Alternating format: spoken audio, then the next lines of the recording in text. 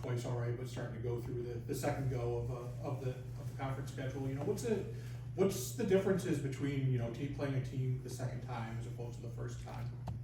You know, depending on the team, you get kind of a feel the first game, and then it becomes a chess match between, you know, the coaches and the players are trying to figure out what worked and what didn't, and on the other side, you have knowing what they need to improve on in different ways. So it's always fun going around the second time, and then, you know, going to places we haven't gone yet this year, and then having the teams that we already played away come here. Al was telling us after the last game, you know, there's a belief on this team that, you know, you guys can still win the conference title. You know, what's it going to take to kind of, you know, do that in the second half of this season? It's just going to take a great effort. You know, we don't control our own destiny, but that doesn't mean we can't focus, you know, with 100% intent on each game and each day. And so we just got to take it one game at a time. What did you take away from last week? You guys had a lot to do and came away with some really good results. So kind of break down the last week and how that worked for you guys.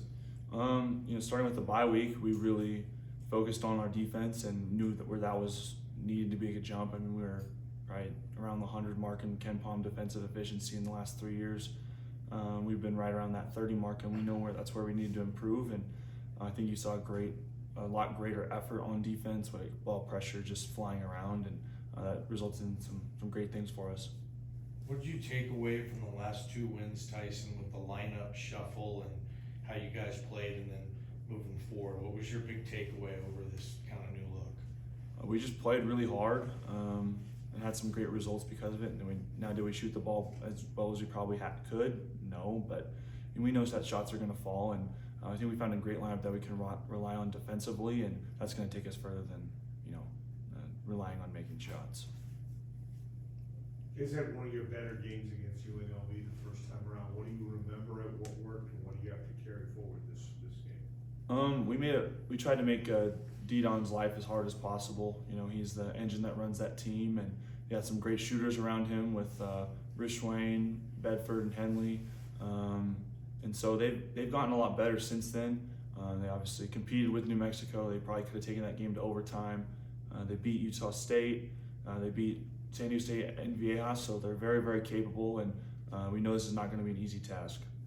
So obviously you want to be perfect, but it's going to feeling like you kind of have to be perfect from here out. I mean, we don't have to be 100% perfect. You know, there's going to be slip-ups during the game. You know, we can't be 100% perfect in everything, but as long as we put our 100% in our effort, I think that we'll be just fine. You know, those road games, a couple of close losses, obviously really tough places to go.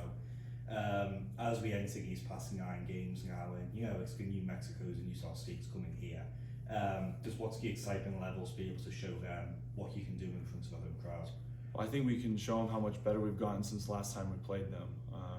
We never want to be satisfied with where we're at right now. We always know we can get better, and it's an exciting time here, and excited to have them come to Boise so we can play them again. Is there any advantage or disadvantage, you know, when you've already beat a team once playing them again, or is it just a whole new game and you throw that last game out? I wouldn't say you throw the whole last game out. You take bits and pieces from it, but could be a different lineup. You never know with, you know, lineup changes, different things like that, and it could be a completely different game plan for them. So you can't throw it out completely, but you can take bits and pieces from it. Have you ever met Tanaka-Beer? Do you have any kind of relationship with him? I've met him a couple times. I remember the first time I met him was before the San Francisco game last year, and then he was here when he was inducted to the Hall of Fame, and I was able to give him the jersey. So, what kind of conversation, if briefly, did you guys have? Not much. He just was really proud of like how far I've come from my freshman year, and that's about it. Do you know anything about the way he played, how he played, anything? I should, but I don't. That's bad on my part. Are you keeping track of how many points per game he needs? Is it your records? Is that just? I mean, if I did want to focus on it, I think it would take away from the team success trying to force up shots that I really don't need to. And truth be told, like if we focus on winning games, like you're only guaranteed 1 game in the Mountain West tournament. But if you win those games, you can add more games to the schedule, which in essence lowers the amount of points I would need to score. So I'm more focused on winning and just prolonging the season, get as many games as I can. Obviously, like you said, you know, winning is the top priority, but what would the record be to you? I think it would mean a lot. If you told me like during November of my freshman year that I was going to end up being the all-time leading scorer, I'd tell you you're crazy, but it's been a long journey, and I'm really proud to see how far I've come, and to put my name in the record books would mean a lot. Anything else? Thanks, Tyson. Thank you. Thank you, Tyson.